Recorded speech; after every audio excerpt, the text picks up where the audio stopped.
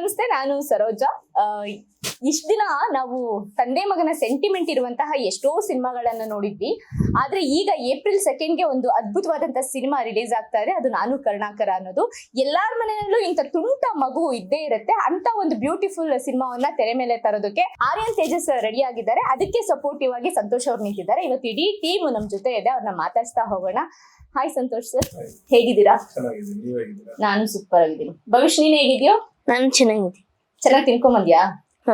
ನಿದ್ದೆ ಮಾಡೋ ಮೂಡಲ್ಲಿ ಕಾಣಿಸ್ತಾ ಇದೆಯಾ ನಮ್ ಕಣ್ಣಿಗೆ? ಏನಾ ಅಷ್ಟೇ? ಆಮೇಲೆ ನಿದ್ದೆ ಮಾಡ್ತೀನಿ ಕಾರಲ್ಲಿ ನಿದ್ದೆ ಮಾಡ್ತೀಯಾ? ಆರ್ಯನ್ ತೇಜಸ್ ಅವರು, ನಿಮ್ಮ ಫಸ್ಟ್ ಸಿನಿಮಾ ರಿಲೀಸ್ ಆಗ್ತಾ ಇದೆ. ಸೊ ನಿಮ್ಮ ಡೈರೆಕ್ಷನ್ ಕನ್ಸು, ನಿಮ್ಮ ಹೀರೋ ಕನ್ಸು ಇದು ತೆರೆ ಮೇಲೆ. ಇದು ಫಸ್ಟ್ ಸಿನಿಮಾ ಅಲ್ಲ, ಫಸ್ಟ್ ಒಂದು ಸಿನಿಮಾ ರಿಲೀಸ್ ಆಗಿದೆ. ಇದು ಸೆಕೆಂಡ್ ಸಿನಿಮಾ ಅವ್ರದ್ದು ಅಲ್ವಾ? ಕರೆಕ್ಟ್, ನಾನು ಓದಿದ್ದೆ ಮರ್ತೋಗ್ಬಿಟ್ಟೆ. ಯಾವ ಸಿನಿಮಾ ಅದು? Part road. ಎಸ್, ಅದು ಮಕ್ಳು related. Yes, okay school related. Okay, ಹಾಗಾದ್ರೆ ಮಾತಾಡ್ಸೋಣ ಅವ್ರನ್ನ. ಆರ್ಯನ್ ಅವರೇ, ಇವಾಗ ನಾನು ಕರುಣಾಕರ ಅಂದಿದ ತಕ್ಷಣ ಅದು ಒಬ್ರದು ಏನೋ ಪರ್ಟಿಕ್ಯುಲರ್, ನಾನ್ ಕರುಣಾಕರ ಅನ್ನೋ ತರ ಬರುತ್ತೆ. ಸೊ ಇಲ್ಲಿ ಯಾರು ಕರುಣಾಕರ? ಸಿನಿಮಾದಲ್ಲಿ ನಾನೇ ಕರುಣಾಕರ, ಬಟ್ ಸಿನಿಮಾ ನೋಡುವಂತ ಪ್ರೇಕ್ಷಕರು ಎಲ್ಲರೂ ಕೂಡ ಕರುಣಾಕರ ಆಗಿರ್ತಾರೆ. ಓಕೆ, ಅಂದ್ರೆ ಯಾವ ತರದಲ್ಲಿ? ಸಿನಿಮಾ ನೋಡಿದ್ಮೇಲೆ ನನಗೆ ಗೊತ್ತಾಗ್ತದೆ ಕರುಣೆ ಜಾಸ್ತಿ ಇರೋ ತರದಲ್ಲ? ಇರ್ಬೋದು. ಓಕೆ, ಅಂದ್ರೆ ಈ ಸಿನಿಮಾದಲ್ಲಿ ನೀವು ಮಗನ್ನೇ ಹಾಕೊಂಡು ಮಾಡಿರೋ ಅಂತದ್ದು.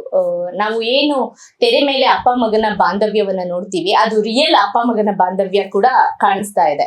ಸೊ ಏನಕ್ಕೆ ಮಗನ್ನೇ ಹಾಕೊಂಡಿದ್ದಂಥದ್ದು ಸಿನಿಮಾಗೆ? ಮಗುನ್ನೇ ಅಂತ ಅನ್ನೋದಕ್ಕಿಂತ ಅವನಲ್ಲಿ ಒಂದು ಟ್ಯಾಲೆಂಟ್ ಇತ್ತು, ಮತ್ತೆ ಬೇರೆ ಮಕ್ಕಳನ್ನು ಕೂಡ ನಾವು ನೋಡಿದ್ವಿ. ಸೊ ಎಲ್ಲ ಒಂದ್ ಕಡೆ ಕಾಂಬಿನೇಷನ್. ಮತ್ತೆ ಈಗ ನಾನು ಪ್ರೀವಿಯಸ್ ಪಾರ್ಕ್ ರೋಡ್ ಮೂವಿ, ಅದು ಚಿಲ್ಡ್ರನ್ಸ್ ಮೂವಿನೇ ಮಾಡಿದ್ದು. ಸೊ ಅಲ್ಲೂ ಕೂಡ ಚಿಕ್ಕ ಮಕ್ಳನ್ನ ಇಟ್ಕೊಂಡ್ ಮಾಡಿದಾಗ, ಮತ್ತೆ ಇವನ್ ಜೊತೆ ನಾನು ಮಾಡ್ಬೇಕಾದ್ರೆ ಎರಡು ಡಿಫ್ರೆನ್ಸಸ್ ನೋಡಿದೆ. ಸೊ ಕತೆಗೆ ಪೂರಕವಾಗಿ ಆಗ್ತಾನೆ ಅಂದಾಗ ನಾವು ಎಲ್ಲ ಟೀಮ್ ಇಂದ ಡಿಸೈಡ್ ಮಾಡ್ಬಿಟ್ಟು ಇವನ್ನ ಮಾಡ್ತಿದ್ವಿ. ರಿಹರ್ಸಲ್ ಪ್ರತಿಯೊಂದೆಲ್ಲವೂ ಕೂಡ ನಾವು ಕೊಟ್ಟಿದ್ವಿ. ಪ್ರೊಡ್ಯೂಸರ್ಗೆ ಸಿನಿಮಾಗಳು ಮಾಡ್ಬೇಕಾದ್ರೆ ಒಂದಷ್ಟು ಭಯ ಇದ್ದೇ ಇರುತ್ತೆ. ಯಾಕಂತಂದ್ರೆ ಸಿನಿಮಾಗೆ ಒಂದಷ್ಟು ಕಡಿಮೆ ದುಡ್ಡಂತೂ ಖರ್ಚಾಗಲ್ಲ, ಫೈನಾನ್ಷಿಯಲಿ ಹಾಕ್ತಾನೆ ಇರ್ಬೇಕಾಗುತ್ತೆ. ಸೊ ನಿಮ್ಮ ಪ್ರೊಡಕ್ಷನ್ ಅಲ್ಲಿ ಬಂದಂತ ಈ ಸಿನಿಮಾ ಈ ಟೈಮಲ್ಲಿ ರಿಲೀಸ್ ಆಗ್ತಾ ಇದೆ. ಏಪ್ರಿಲ್ ಅಂತ ಅಂದ್ರೆ ನಿಮ್ಗೆ IPL ಅದು ಎಲ್ಲ ಬರುತ್ತೆ. ಸೊ ಎಷ್ಟು ಕಾನ್ಫಿಡೆನ್ಸ್ ಆಗಿದ್ದೀರಾ ಅಂತ? ಸಿನಿಮಾ ಕಂಟೆಂಟ್ ನಮ್ಮ ಮೇಲೆ ನಮಗೆ ನಂಬಿಕೆ ಇದೆ. ಮೇಜರ್ ಆಗಿ ಸಿನಿಮಾ ಕಂಟೆಂಟ್ ಅಂದ್ರೆ ಯೂನಿವರ್ಸಲ್ ಸಬ್ಜೆಕ್ಟ್, ಮತ್ತೆ ಫ್ಯಾಮಿಲಿ ನೋಡುವಂತ ಸಿನಿಮಾ. ನವೇಡೇಸ್ ನಿಮಗೆ ಗೊತ್ತಿರೋ ಹಾಗೆ ಫ್ಯಾಮಿಲಿ ಓರಿಯೆಂಟೆಡ್ ಸಬ್ಜೆಕ್ಟ್ಸ್ಗಳು ಅಷ್ಟು ಬರ್ತಾ ಇಲ್ಲ.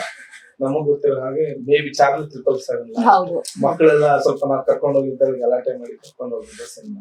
ಆಫ್ಟರ್ ದಟ್ ಅಂತ ಯಾವ್ದು ಸಿನಿಮಾಗಳು ಬಂದಿಲ್ಲ. ಸೊ ಈ ಸಿನಿಮಾ ಅದೇ ಜಾನರ್ ಬರುತ್ತೆ ಅನ್ನೋದು ನನ್ನ ಭಾವನೆ. ಸೊ ಹಂಗಾಗಿ ಮತ್ತೆ ಎಕ್ಸಾಮ್ಸ್ ಎಲ್ಲ ಈಗ ಮುಗಿದಿದೆ, ಮಕ್ಕಳು ಜಾಲಿ ಆಗಿದ್ದಾರೆ. IPL ಈಗಷ್ಟೇ ಸ್ಟಾರ್ಟ್ ಆಗುತ್ತೆ, ಮಾರ್ಚ್ 28 ಆನ್ವರ್ಡ್ಸ್. ಸೊ ನಮ್ ಸಿನಿಮಾ ಏಪ್ರಿಲ್ 2ನೇ ತಾರೀಕಿಂದ ಸ್ಟ್ರೀಮಿಂಗ್ ಆಗೋದ್ರಿಂದ ಬರ್ಬಹುದು ಅನ್ನೋದು ನನ್ನ ಭಾವನೆ. ಸೊ ಎಕ್ಸಾಮ್ಸ್ ಟೆನ್ಷನ್ ಮಕ್ಕಳು ಮುಗ್ದಿರುತ್ತೆ. ಸೊ ಮಕ್ಕಳು ಡೆಫಿನೆಟ್ಲಿ ತಂದೆ ತಾಯಿಗೆ ಈಗ ಮಾಲ್ಸ್ ಗಳಿಗೆ ಅಥವಾ ಸಿನಿಮಾಗಳಿಗೆ ಡಿಮ್ಯಾಂಡ್ ಮಾಡೇ ಮಾಡ್ತಾರೆ.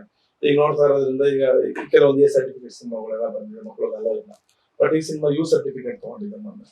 ಸೊ ಇದು ಯೂನಿವರ್ಸಲ್ ಸಬ್ಜೆಕ್ಟ್ ಆಗಿರೋದ್ರಿಂದ ಬರ್ತಾರೆ ಅನ್ನೋದು ನನ್ನ ಒಂದು ಕಾನ್ಫಿಡೆನ್ಸ್. ನೀವು ಈ ಸಿನಿಮಾ ನಿರ್ಮಾಣ ಮಾಡ್ಬೇಕು ಅಂತ ಅಂದಾಗ ಕತೆ ಅಂತೂ ಕೇಳೇ ಇರ್ತೀರಾ. ನಿಮ್ಗೆ ಯಾವ ಲೈನ್ ನಿಮ್ಮನ್ನ ಹಿಡಿದಿಟ್ಟಿದ್ದು? ಈ ಕತೆ ನನಗೆ ಪರ್ಸನಲ್ ಆಗಿ ನನ್ ಕನೆಕ್ಟ್ ಆಯ್ತು. ಬಿಕಾಸ್ ನಾನು ಇವರು ಮುಂತ ಸ್ನೇಹಿತರ ಹೀಗೆ ಡಿಸ್ಕಷನ್ ಮಾಡ್ಬೇಕಾದ್ರೆ ಸಿನಿಮಾ ಬಗ್ಗೆ ಒಂದಿಷ್ಟು ಸಿನಿಮಾ ಬಗ್ಗೆ ಚರ್ಚೆ ನಡೀತಾ ಇತ್ತು. ಸಿನಿಮಾ ಬಗ್ಗೆ ಚರ್ಚೆ ಮಾಡ್ಬೇಕಾದ್ರೆ ಒಂದ್ಸಲ ಈ ಸಬ್ಜೆಕ್ಟ್ ಹೇಳಿದಾಗ ನನಗೆ ನನ್ನ ತಂದೆ ಮೇಲೆ ಒಂದು ಒಲವು ಜಾಸ್ತಿ ಇತ್ತು. ಬಿಕಾಸ್ ನಮ್ಮ ತಂದೆ ನಾವೆಲ್ಲ ಒಂದು ತುಂಬಾ ಗ್ರೌಂಡ್ ಲೆವೆಲ್ ಇಂದ ಬಂದಂತವ್ರು. ನಮ್ಮ ತಂದೆ ಎಲ್ಲ ಕಷ್ಟಪಟ್ಟು ನಮ್ಮನ್ನ ಬೆಳೆಸಿದಂತವ್ರು. ಸೊ ಈ ಕತೆ ಹೇಳಿದಾಗ ನನಗೆ ನನ್ನ ತಂದೆ ನೆನಪಾಯ್ತು. ಸೊ ಆದಾಗ ನನಗೆ ಕನೆಕ್ಟ್ ಆಯ್ತು ಇಮಿಡಿಯೇಟ್. ಸೊ ನಂತ ತಂದೆ ಅಂದರು ತುಂಬಾ ಜನ ಇದ್ದಾರೆ ಬೇರೆಯವರು. ಅಂದ್ರೆ ಮಕ್ಕಳಿಗೆ ಕಷ್ಟಪಡ್ತಾ ಇರೋರು, ಬೆನ್ನಿಂದ ಎಷ್ಟೋ ಕೂಲಿನಲ್ಲಿ ಮಾಡ್ತಿರೋರು ಪ್ರಪಂಚದಲ್ಲಿ ಸಾವಿರಾರು ಜನ ಇದೆ, ಲಕ್ಷಾಂತರ ಜನ ಇದೆ. ಸೊ ಅದಂದಾಗ ಡೆಫಿನೆಟ್ಲಿ ಈ ಸಿನಿಮಾ ಅವರ ತಂದೆ ನೆನಪಾಗುತ್ತೆ ಅನ್ನೋ ಉದ್ದೇಶದಿಂದ ನಾನು ಈ ಸಿನಿಮಾ ಅಪ್ರೋಚ್ ಬಂದ ತಕ್ಷಣ ಅಂದ್ರೆ ಈಗ ಈ ಸಿನಿಮಾ ನಿಮ್ಮ ತಂದೆಯವ್ರಿಗೆ ಡೆಡಿಕೇಟ್ ಮಾಡ್ತಾ ಇದ್ದೀರಾ? 100%. ನನ್ನ ತಂದೆ ಅಂತ ಇಲ್ಲ, ನನ್ನ ತಂದೆ ಅಂತ ಲಕ್ಷಾಂತರ ಕೋಟ್ಯಾಂತರ ತಂದೆ ಅಂದ್ರೆ ಯಾರಿದ್ದಾರೆ ಅವ್ರಿಗೆ ಈ ಸಿನಿಮಾ ಡೆಡಿಕೇಟ್. ಈಗ ಪ್ರೊಡ್ಯೂಸರ್ ಸರ್ನು ತುಂಬಾ ವರ್ಷಗಳಿಂದ ನೋಡಿದ್ಯಾ, ಯಾಕಂದ್ರೆ ಅವರು ನಿಮ್ಮ ತಂದೆಯವರು ತುಂಬಾ ಕ್ಲೋಸ್ ಫ್ರೆಂಡ್ಸ್ ಅಂತ ಹೇಳಿದ್ರು. ಸೊ ಈಗ ಒಂದು ಸಿನಿಮಾ ಮಾಡ್ಬೇಕಾದ್ರೆ ನಿಮ್ಗೆ ಯಾರು ಇಷ್ಟ ಆದ್ರು? ಇಬ್ರು ಇಷ್ಟ ಆಗ್ತಾರೆ. ಹೌದಾ? ಅದಕ್ಕೆ ಕಷ್ಟೊಂದು ಯೋಚನೆ ಮಾಡಿದ್ದು? ಯಾಕಂದ್ರೆ ಫಸ್ಟ್ ಅಪ್ಪ ಲವ್ ತೋರಿಸುತ್ತೆ, ಆಮೇಲೆ ಜಲ್ಲ ಮಾಡ್ಬೇಕಾದ್ರೆ ಇವ್ರು ಲವ್ ತೋರಿಸ್ತಾರೆ. ಅದಕ್ಕೆ ನಂಗೆ ಕನ್ಫ್ಯೂಸ್ ಆಯ್ತು. ಏನೇನ್ ಕೊಡ್ಸಿದ್ರು ಪ್ರೊಡ್ಯೂಸರ್ ನಿನ್ಗೆ? ಐಸ್ ಕ್ರೀಮ್ ಕೊಡಿಸ್ತಾರೆ, ನಾನು ಕೇಳಿದೆಲ್ಲ ಕೊಡಿಸ್ತಾರೆ. ಆಮೇಲೆ ನಂಗೆ ಏನಾದ್ರು ಬೇಕಂದ್ರೆ ಸಂತೋಷ್ ಅಂಕಲಿಂದ ಅಪ್ಪಂಗಂತೀನಿ, ಅಪ್ಪ ಅಲ್ಲಿ ಯಾರ್ಯಾರಿಗೂ ಅಂತಾರೆ ಅವ್ರು ತಗೊಂಡ್ ಬರ್ತಾರೆ. ಸಿನಿಮಾ ಮಾಡ್ಬೇಕಾದ್ರೆ ದುಡ್ಡು ಕೊಡ್ತಾರೆ ಗೊತ್ತಾ? ನಿಮ್ಗೆ ಎಷ್ಟು ಕೊಟ್ರು? ನಂಗೆ ಗೊತ್ತಿಲ್ಲ, ಅವನ್ ನಯಾ ಪೈಸಾನು ಗೊತ್ತಿಲ್ಲ. ಪುಕ್ಸೆಟ ಕೆಲಸ ಮಾಡಿಸ್ಕೊಂಡ್ರ ನಿನ್ನ ಹತ್ರ? ಐಸ್ ಕ್ರೀಮ್ಗೆ ಮನ್ನಾ ಮಾಡ್ಬಿಟ್ಟಿದ್ದಾರೆ. ಇವ್ರಿಗೆ ಸಿಕ್ತು, ನನಗೆ ಒಂದು ಪೈಸಾನು ಸಿಗ್ಲಿಲ್ಲ. ಈಗ ಇಡೀ ಸಿನಿಮಾದಲ್ಲಿ ನೀನೇ ತಾನೇ ಹೈಲೈಟ್, ಮತ್ತೇನು ದುಡ್ಡು ಕೇಳಿಲ್ಲ ನೀನು? ಒಂದೊಂದಿನ 500 ಇಲ್ಲ ಅಂದ್ರೆ 100 ಕೊಡ್ತಿರ್ತಾರೆ. ಸಾಕು ಆಮೇಲೆ ಬೇರೆಯವರೆಲ್ಲ ಕೇಳ್ಸ್ಕೊಂಡು ಅಷ್ಟ ಗಡಿಲ್ಲ ನೋಡ್ತಾರೆ. ಅಲ್ಲ ಈಗ ನೆಕ್ಸ್ಟ್ ಅದೇ ಮಕ್ಳನ್ನ ಬಳಸ್ಕೊಂಡು ದುಡ್ಡು ಕೊಡ್ದಂಗೆ ಶೂಟಿಂಗ್ ಮಾಡಿಸ್ಕೊಂಡವ್ರೆ ಅಂತ ಒಂದು ಕೇಸ್ ಹಾಕೋಣ. ಬೇಡವಾ? ಹೇಳು, ಇವಾಗ ನೀನು ಸಿನಿಮಾಗೆ ಬರ್ಬೇಕಾದ್ರೆ ನಿಂದೊಂದು ಹಲ್ಲಿನ ಕತೆ ಒಂದು ಬೇರೆ ಇದೆ, ಅಲ್ಲೆಲ್ಲ ಕಲೆ ಬೇರೆ ಮಾಡ್ಕೊಂಡ್ ಬಂದ್ಬಿಟ್ಟಿದ್ಯಾ. ನಿನ್ ಹಲ್ಲಿನ ಕತೆ ಹೇಳು ಒಂಚೂರು. ಹೇಳಿದ್ಯಾ ಪ್ರೊಡ್ಯೂಸರ್ ಸರ್ಗೆ? ಹೇಳಿದ್ಯಾ? ಹೇಳೋದಲ್ಲ, ನೋಡಿದೀನಿ ಅಂತ ಹೇಳು. ಆಗಿದೆ, ಎಲ್ಲಾಗಿದೆ? ಆಗಿದೆ ಫಸ್ಟ್ ಹೇಳಾಗಿದೆ ಇವ್ರಿಗೆ, ಪ್ರೊಡ್ಯೂಸರಿಗೆ. ಫಸ್ಟ್ ನನ್ ಟೀಚ್ ಕರೆಕ್ಟ್ ಆಗೇ ಇತ್ತು, ಅಲ್ಲಿ ನಂದು ಟೀಚ್ ಶೇಕ್ ಆಗ್ತಿದೆ ಅಂತ ಇವರೇ ಎಲ್ಲಾ ಎಕ್ಸ್ಪೆರಿಮೆಂಟ್ ಮಾಡಕ್ ಹೋಗಿ ಹಾಳು ಮಾಡಿಸಿತ್ತು. ಎಕ್ಸ್ಪೆರಿಮೆಂಟ್ ಮಾಡಿದ್ದಾ? ಸಿಮ್ಗೋಸ್ಕರ ಅಲ್ಲಿ ಡೂಪ್ಲಿಕೇಟ್ ಅಲ್ಲಿ ಮಾಡಿಸ್ಕೊಂಡಿ ಅಲ್ಲಿ ಹಾಕನಂತ ಇದ್ದೆ, ಅಷ್ಟೊತ್ತಿಗೆ ಅಲ್ಲೇ ಬೆಳ್ದೋಗಿತ್ತು. ಅದರಿಂದ ಅಲ್ಲಾರಾಯ್ತು, ಅದರಿಂದ ಇದು ಹಾಳಾಯ್ತು, ಕೆಳಗಡೆ ಹಲ್ಲು ಹಾಳಾಯ್ತು. ಪಾಪ ಚಾಕ್ಲೇಟ್ ತಿಂದ ಹಾಳಾಗಿಲ್ಲ ಅವನಿಗೆ. ಏನಾಯ್ತು, ಮುಹೂರ್ತ ಎಲ್ಲ ಆಯ್ತು, ಶೂಟಿಂಗ್ ಸ್ಟಾರ್ಟ್ ಮಾಡಿದ ಟೈಮಲ್ಲಿ ಅಲ್ಲೇ ಬಿದ್ದಾಯ್ತು. ಬಿದ್ದೋಗ್ಲಿಲ್ಲ, ಕಿಚ್ಚಿದು. ಅದು ನಾರ್ಮಲ್ ಕಿಚ್ಚಿದ, ಇಂಜೆಕ್ಷನ್ ಕೊಡ್ಸಿದ್ದು ಇವ್ರು. ಎಕ್ಸ್ಪೆರಿಮೆಂಟ್ ಮಾಡಕ್ ಹೋಗಿ ಆಮೇಲೆ ಡೂಪ್ಲಿಕೇಟ್ ಮಾಡಿಸಿದ್ದು. ಎಷ್ಟು ನೋವು ಅನ್ಭವಿಸಿರಲ್ಲ ನೀನು. ಅಲ್ಲೂ ತಗ್ಸ್ಬೇಕಾದ್ರೆ ಅಳ್ತಾ ಇದೆ, ಒಂದ್ ಹೋಗಿತ್ತು, ಬಟ್ ಇನ್ನ ಫ್ರೇಮಿಂಗ್ ಚೆನ್ನಾಗ್ ಕಾಣಲ್ಲ ಅಂತ ಅಂದಾಗ ಡೂಪ್ಲಿಕೇಟ್ ಮಾಡಿಸ್ಬೇಕಾದ್ರೆ ಒಂದ್ ಹಾಕಕ್ಕಾಗಲ್ಲ, ಇನ್ನೊಂದ್ ತೆಗಿಬೇಕು ಅಂತ ಅಂದ್ರು. ಅದನ್ನ ತಗಸ್ಬೇಕಾದ್ರೆ ಕಣ್ಣಲ್ಲೆಲ್ಲ ಫುಲ್ ಕಣ್ಣೀರು ತುಂಬ್ಕೊಬಿಟ್ಟಿತ್ತು. ಸೊ ಅದನ್ನ ತಗ್ಸಿ ಡೂಪ್ಲಿಕೇಟ್ ಮಾಡಿಸಿದ್ವಿ. ಬಟ್ ಒಂದು ಕ್ಯಾರೆಕ್ಟರ್ ಶುರು ಮಾಡೋಷ್ಟೊತ್ತಿಗೆ ಅಲ್ಲೂ ಬಂದೇ ಬಿಡುತ್ತೆ ಬಂತು. ಸೊ ಅದಂಗೆ ಡ್ರಾಪ್ ಆಗಿ ಈಗಿರೋ ವರ್ಜನ್ ಅಲ್ಲಿ ಅಲ್ಲೂ ಬಂದಿದೆ. ಇವಾಗ ಅವನಿಗೆ ನಿಮ್ಮ ಸಿನಿಮಾ ರಿಲೀಸ್ ಆದ್ರೂ ಅದೊಂದು ಗಿಲ್ಟ್ ಕಾಡ್ತಾನೆ ಇರುತ್ತೆ. ಅದ್ಯಾವ್ದು ಉದ್ರೋಗ್ಬೇಕಿತ್ತು ಅಣ್ಣನ್ಗೆ, ನೀನಲ್ಲಿ ಯಾವಾಗ್ಲೂ ಬಿಡ್ಬೇಕಿತ್ತು. ನಾವು ಅದನ್ನ ಸ್ವಲ್ಪ ಬೇಗ ಬೆಳೆಸ್ತೀವಿ ಅಷ್ಟೇ. ಹೆಂಗೆ ಸರ್, ಸಿಕ್ಕಾಬಿಟ್ಟೆ ತುಂಟ ಅನ್ಸುತ್ತೆ? ಸಿಕ್ಕಾಬಿಟ್ಟೆ ತುಂಟ. ಮತ್ತೆ ಇನ್ನೊಂದು ಸಮಾಧಾನ ಮಾಡೋದೇ ಒಂದು, ಯಾರಾದ್ರೂ ಒಬ್ರನ್ನ ವಿಶ್ವಾಸಕ್ಕೆ ತಗೊಂಡು ಮಾಡಿಸ್ಬೇಕಿತ್ತು. ಎಲ್ರು ಮೈಂಟೈನ್ ಮಾಡಿದ್ದಾರೆ. ಕೊನೆಗೆ ಈಗ ತಂದೆಗೆ ಏನಂದ್ರೆ ಫ್ರಸ್ಟ್ರೇಷನ್, ಫಿಲ್ಮ್ ಓಡ್ತಾ ಇದೆ, ಬೇಗ ಬೇಗ ಮುಗಿಸ್ಬೇಕು ಅಂತ. ಇವನು ಒಂದ್ 2-3 ಟೇಕ್ ಆಗಲಿಲ್ಲ ಅಂತ ಹೇಳಿದ್ರೆ ಓಡ್ಬಿಡೋನು ಕೈ ಸಿಗ್ದಂಗೆ ಔಟ್ಡೋರ್ ಗಳಲ್ಲಿ. ಅವನಿಂದ ಓಡ್ಬೇಕಿತ್ತು, ಎಲ್ಲರೂ ಇರ್ತಾವ್ರೆ, ಕೈಗೆ ಸಿಗ್ತಾ ಇಲ್ಲ. ಇವನ್ ಎನರ್ಜಿಗೆ ಬೇರೆಯವ್ರೆಲ್ಲ ಮ್ಯಾಚ್ ಮಾಡ್ತಾರೆ. ಆಮೇಲೆ ಇವ್ನ್ ಕರ್ಕೊಂಡ್ ಬಂದು ಇವನ್ಗೆ ಪೂಸೆ ಮಾಡಿ ಅದ್ ಕೊಡ್ಸಿ ಮಾಡೋದು. ಅದ್ರೂ ಟೇಕ್ ಬಂದಿಲ್ಲ ಅಂದ್ರೆ ಮಾಡಲ್ಲ ನಾನು. ಎಷ್ಟ್ ಸಲ ತಗೋತೀರ, ನಂಗೆ ಆಗಲ್ಲ ನನ್ ಕೈಲಿ ಅಂತ ಹಿಂಗೆ ಹೇಳ್ಕೊಟ್ಬಿಡ. ನಾನು ಇಷ್ಟ ಮಾಡಿದಿನ, ಇನ್ನು ಕಟ್ ಮಾಡ್ಕೊಳ್ಳಿ, ನೆಕ್ಸ್ಟ್ ಬೇರೆದ್ ಕೊಡಿ, ಅದನ್ನ ಮಾಡ್ತೀನಿ ಅಂತ. ಇನ್ನು ಜಾಸ್ತಿ ರೋಜನೆ ಕೊಟ್ರೆ ಇಲ್ಲ ಅಲ್ಲಿ ಏನೋ ಮಂಚದಡಿ ಅಥವಾ ಕಾಟಡಿ ಇದ್ರೆ ಅಲ್ಲೋಗ್ಬೇಕು. ಒಟ್ಟಿಗೆ ಮಾಡಿದ್ರೆ ಚೆನ್ನಾಗ. ಕೆಲವೊಂದ್ಸಲ ಅಷ್ಟೇ ಡೆಡಿಕೇಟೆಡ್ ಆಗಿ ಮಾಡಿದ್ದಾರೆ. ಅಂದ್ರೆ ನಿಮಗೆ ಏನಾದ್ರು ರಿಸ್ಕ್ ಆಯ್ತಾ ಅವನ ಬಗ್ಗೆ? ಇಲ್ಲ, ನನ್ ಜೊತೆ ಬಹಳ ಕ್ಲೋಸ್ ಅವನು. ನನ್ ಜೊತೆ ಅವ್ನಿಗೆ ಬುಟ್ಟಿಗೆ ಹಾಕೊಂಡಿದ್ದೆ, ಏನ್ ಬೇಕು ಕೊಡ್ಸ್ಕೊಂಡು. ಗೊತ್ತಿತ್ತು ನನ್ ವೀಕ್ನೆಸ್ ಏನು ಅಂತ, ಹಂಗಾಗಿ ನನ್ ಜೊತೆ ಚೆನ್ನಾಗಿದ್ದ. ಅಲ್ಲ ಕಣೋ, ಹಂಗೆ ನೀನು ಶೂಟಿಂಗ್ ಇದ್ದ ಟೈಮಲ್ಲೆಲ್ಲ ಬಚ್ಚಿಟ್ಕೊಂಡ್ಬಿಟ್ರೆ ನಿಮ್ಮ ಅಪ್ಪನೇ ಡೈರೆಕ್ಟರು ಎಷ್ಟ್ ಕಷ್ಟ ಆಗ್ಬೇಡ? ಎಷ್ಟ್ ಕಷ್ಟ ಆಗ್ಬೇಕು, ಆದ್ರೆ ನನಗೆ ಎಷ್ಟ್ ಕಷ್ಟ ಆಗತ್ತೆ ಮಾರಕ್ಕೆ. ಅದಕ್ಕೆ ನಾನು ಸಾಕಾಗಿ ನನ್ಗೂ ಬಚ್ಚಿರ್ಕತ್ತಿದ್ದೆ. ಎಷ್ಟ್ ದಿನ ಹೋಗಿದ್ದೆ ಶೂಟಿಂಗಿಗೆ? ಶೂಟಿಂಗ್ಗೆ ರಜೆ ಎಲ್ಲ ಸಿಕ್ಕಿದಾಗ ಅಪ್ಪ ಕರ್ಕೊಂಡು ಹೋಗಿತ್ತು. 2024 ಅಂತೂ ರಜಾನೇ ರಜಾ. ಸ್ಕೂಲಿಗೆ ಹೋಗೋದೇ ಮಾಡ್ತಾ ಹೋಗ್ಬಿಟ್ಟಿದ್ದೆ ಎಲ್ಲ ಇವರಿಂದ. ಅದಕ್ಕೆ ಆಮೇಲೆ ಆಗಲ್ಲ ಅಂತ ಯಾವಾಗ್ಲೂ ಹೊರೋಗ್ತಿದೆ, ಬಚ್ಚಿಟ್ಕತ್ತಿದೆ. ಓಕೆ, ಸೊ ಫೈನಲಿ ಸಿನಿಮಾ ನಾವು ಸಾಂಗ್ಸ್ ಗಳನ್ನೆಲ್ಲ ನೋಡಿದಾಗ ಇವಾಗ ನೀವು ಹೈಲೈಟ್ ಮಾಡಿರುವಂತದ್ದೇ ಸಾಂಗ್ಸ್. ಒಂದು ಮಗುನ್ ಮೇಲೆ ಮಾಡಿದೀರಾ, ಇನ್ನೊಂದೊಂದು ರೊಮ್ಯಾಂಟಿಕ್ ಸಾಂಗ್ ಇದೆ. ಸೊ ಈ ತರ ಸಾಂಗ್ಸ್ ಗಳನ್ನ ಬಿಟ್ಟಿದ್ದೀರಾ. ಸೊ ಕತೆ ನಮಗೆ ಯಾವ ತರ ಕನೆಕ್ಟ್ ಆಗುತ್ತೆ ಸರ್? ತಂದೆ ಮಗು ಸಂಬಂಧ ಅನ್ನೋದು ಒಂದಷ್ಟೇ, ಎಷ್ಟೋ ಸಿನಿಮಾಗಳನ್ನ ನಾವು ತಂದೆ ಮಗು ಸಂಬಂಧ ನೋಡಿದೀವಿ. ಬಟ್ ನಿಮ್ಮ ಸಿನಿಮಾದಲ್ಲಿ ಇರುವಂತ ಸ್ಪೆಷಾಲಿಟಿ ಏನು? ಸ್ಪೆಷಾಲಿಟಿ ಅಂತಂದ್ರೆ ಅವರಲ್ಲಿರೋ ಕಥೆಗಳನ್ನೇ ನಾವು ಸನ್ನಿವೇಶಗಳನ್ನೇ ತಗೊಬಂದಿದೆ. ಯಾಕಂದ್ರೆ ಈಗ ಒಂದು ಜಾನರ್ ಅಂತಂದಾಗ ಒಂದು ಫಾದರ್ ಸೆಂಟಿಮೆಂಟ್ ಅಥವಾ ಒಂದು ಮದರ್ ಸೆಂಟಿಮೆಂಟ್ ಅಂತ ಇಟ್ಕೊಂಡ್ರೆ ಒಂದ್ ಎಳೆ ಇಟ್ಕೊಬಿಟ್ಟು ಮಾಡ್ತೀವಿ. ಸೊ ಯೂಶಲಿ ಬಟ್ ಅಲ್ಲೆಲ್ಲ ಕಡೆ ಒಂದು ಸಿನಿಮ್ಯಾಟಿಕ್ ಸ್ವಲ್ಪ ಆಡ್ ಅಪ್ ಆಗಿರುತ್ತೆ. ಬಟ್ ಇಲ್ಲಿ ನಮ್ದು ರಿಯಲಿಸ್ಟಿಕ್ ನಾವು ತಗೊಂಡೋಗಿ ನಿಜ ಜೀವನದಲ್ಲಿ ಏನು ನಡೆಯುತ್ತೆ ಅದನ್ನ ನಾವು ಸಿನಿಮಾಗೆ ಕನ್ವರ್ಟ್ ಮಾಡಿದ್ದೀವಿ. ಸೊ ಹಾಗಾಗಿ ಪ್ರತಿಯೊಬ್ರು ನೋಡೋವಂಥವ್ರಿಗೆ ಇದೆಲ್ಲೋ ಒಂದ್ ಕಡೆ ಲೈಕ್ ಇದು ನಂದೇ ಅನ್ನೋ ಒಂದು ಸಬ್ಜೆಕ್ಟ್ ಶುರು ಆಗ್ತಾ ಹೋಗುತ್ತೆ. ನನ್ನ ಹೆಂಡತಿನ ಹೀಗೆ, ನಮ್ಮ ಯಜಮಾನ್ರು ಹೀಗೆ, ನನ್ನ ಮಕ್ಳುನು ಹೀಗೆ ಅನ್ನೋ ಒಂದು ಕನೆಕ್ಷನ್ಸ್. ಅಂದ್ರೆ ಇದು ಕತೆ ಬಂದು ಕೆಲವೊಂದು ಟ್ರೂ ಇನ್ಸಿಡೆಂಟ್ ಬೇಸ್ಡ್ ಅನೇ ಮಾಡ್ತೀವಿ. ಅದು ಸಿನಿಮಾ ಕೊನೆಯಲ್ಲೂ ಕೂಡ ಅದನ್ನ ನಾವು ರಿವೀಲ್ ಮಾಡ್ತೀವಿ. ನೀವ್ ಇನ್ವಾಲ್ವ್ ಆಗಿದ್ದೀರಾ ಕತೆಗೆ?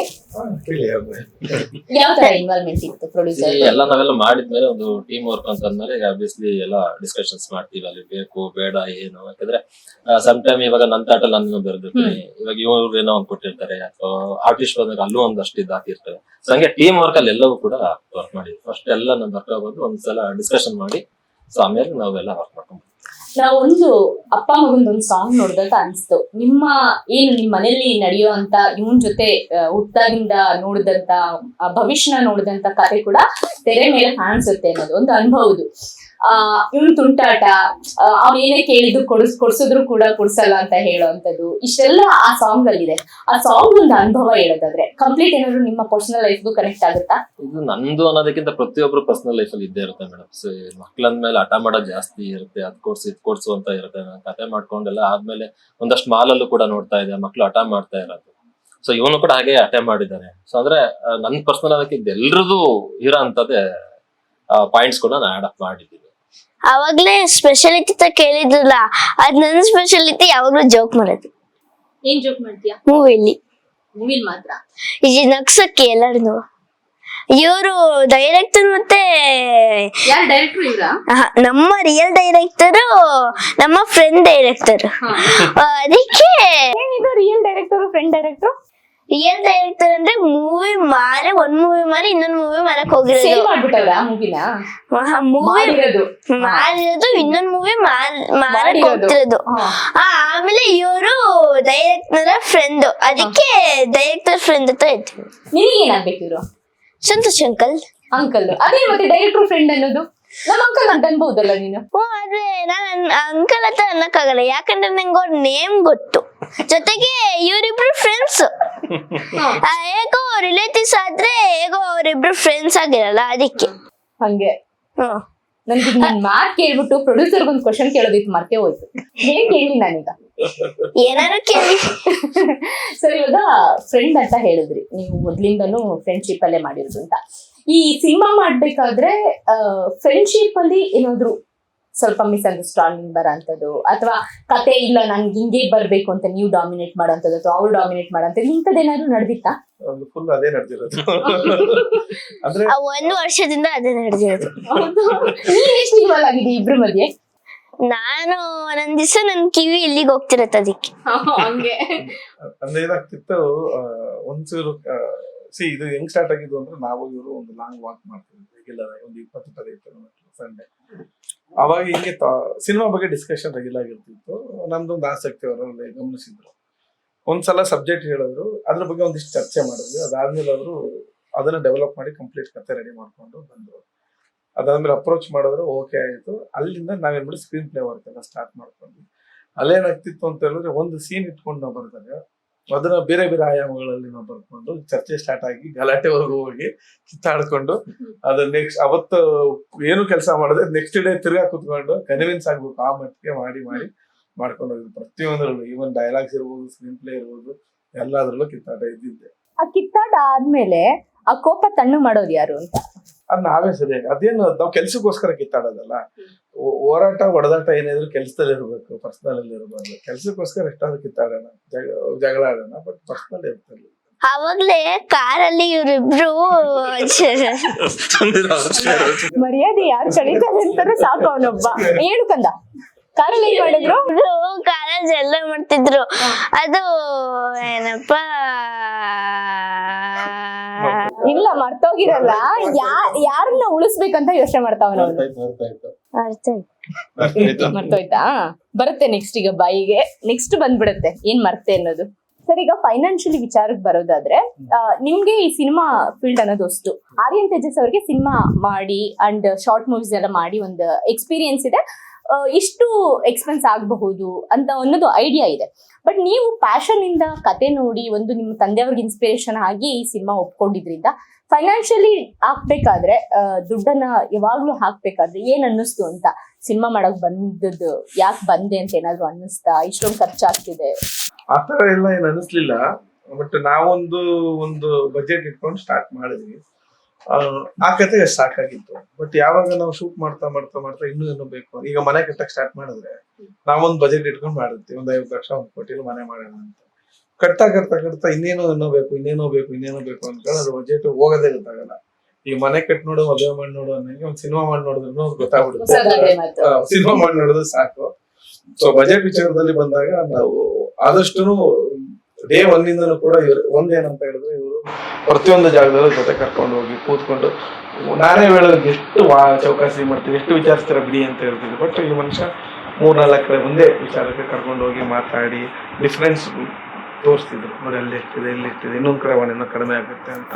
ಬಟ್ ಅಷ್ಟೆಲ್ಲ ಮಾಡಿದ್ರು ಕೂಡ ಒಂದು ಹಂತಕ್ಕೆ ರೀಚ್ ಆಗ್ತದೆ ದೊಡ್ಡ ಅಮೌಂಟ್. ಬಟ್ ಮೋಸ್ಟ್ಲಿ ಬೇರೆ ಯಾರಾದ್ರೂ ಇನ್ನೂ ಒಂದು 2-3 ಪಟ್ಟು ಜಾಸ್ತಿ ಆಗ್ಬಿಡ್ತಿತ್ತು.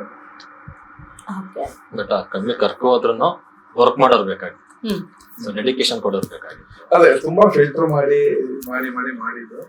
ಬಟ್ ಅದೇ ಹಾಕ್ಬೇಕಾದ್ರೆ ಒಂದೊಂದ್ಸಲ ಅನ್ಸೋದು ನಾನು ರಾಂಗ್ ಡಿಸಿಷನ್ ತಗೊಂಡ್ಬಿಟ್ವಾ, ಇರೋದ್ರಲ್ಲಿ ಮಾಡ್ಬೋದಿತ್ತ ಅಂತ ಫೀಲ್ ಅನ್ಸೋದು. ಬಟ್ ಏನೋ ಇಲ್ಲ ಒಂದ್ ಮಾಡಿದ್ರೆ ಏನೋ ಒಂದೇ ಕಥೆ ಮಾಡಿದ್ರೆ ಒಳ್ಳೆ ಕಂಟೆಂಟ್ ಮಾಡಿದ್ರೆ ಡೆಫಿನೆಟ್ಲಿ ಏನೋ ಒಂದು ಆಗುತ್ತೆ.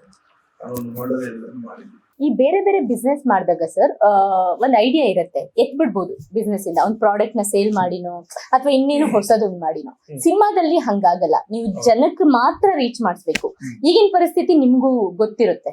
ಸೊ ಏನ್ ಅನ್ಕೊಂಡಿದೀರಾ ಈಗ ಸಿನಿಮಾ ಬಗ್ಗೆ?